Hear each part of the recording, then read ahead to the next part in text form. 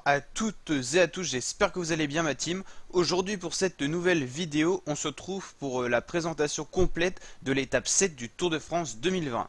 Avant de commencer cette vidéo, je tiens également à vous remercier parce qu'on est de plus en plus nombreux et nombreuses sur ma chaîne YouTube. Vous êtes de plus en plus nombreux à vous abonner, donc je tiens vraiment à vous remercier pour toutes les nouvelles, les nouveaux. N'hésitez pas à vous abonner pour suivre en intégralité le Tour de France 2020 sur ma chaîne YouTube, sous forme de vidéo présentation d'étape avant l'étape et sous forme de vidéo résumé d'étape après chacune des étapes. Et bien sûr plein de vidéos bonus avec les chutes notamment et justement le suivi des coureurs après les chutes s'ils vont mieux ou pas. Donc tout ça sur ma chaîne YouTube. Donc c'est parti, on s'éparpille pas plus longtemps.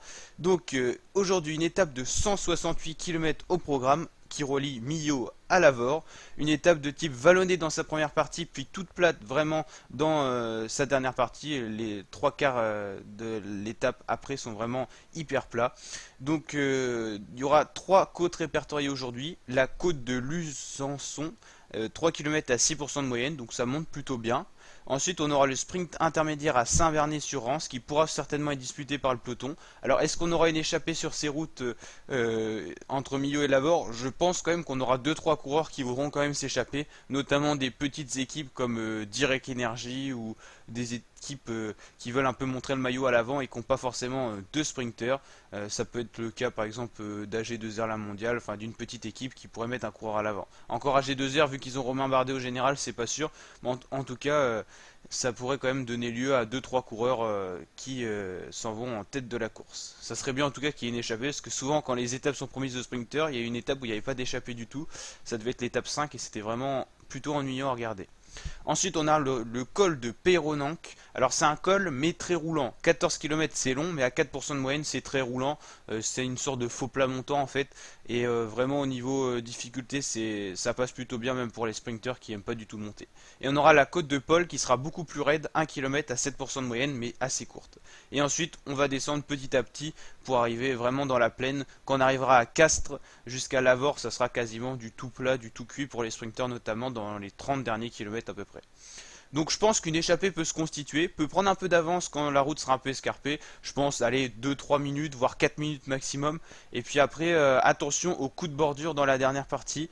Alors c'est vrai qu'il y a eu un article très intéressant ici qui parlait des coups de bordure parce qu'en fait on va être dans des plaines vraiment où le vent peut souffler et il suffit de 30-40 km/h avec un vent un peu de dos et ça peut faire des coups de bordure. C'était notamment l'an passé comment s'était fait avoir Thibaut Pinot, un des leaders du Tour de France à Albi. Donc voilà.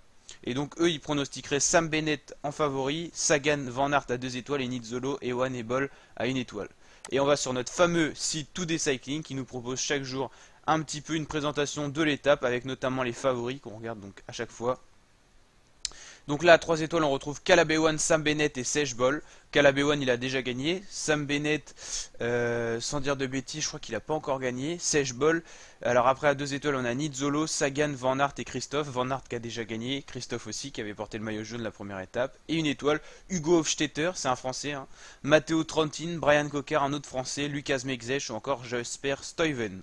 Donc n'hésitez pas à mettre votre pronostic personnel en commentaire. Moi je pronostiquerai pour cette étape Sam Bennett et je pronostiquerai peut-être quelques petits coups de bordure et quelques leaders de piégés. Par exemple un Bok Molema ou même un Adam Yates piégé, ça me surprendrait pas. Donc voilà, n'hésitez pas à liker la vidéo si elle vous a plu et à vous abonner à ma chaîne YouTube pour d'autres vidéos de ce genre. N'hésitez pas à activer la petite cloche de notification et je vous dis à très bientôt pour de nouvelles vidéos. Ciao!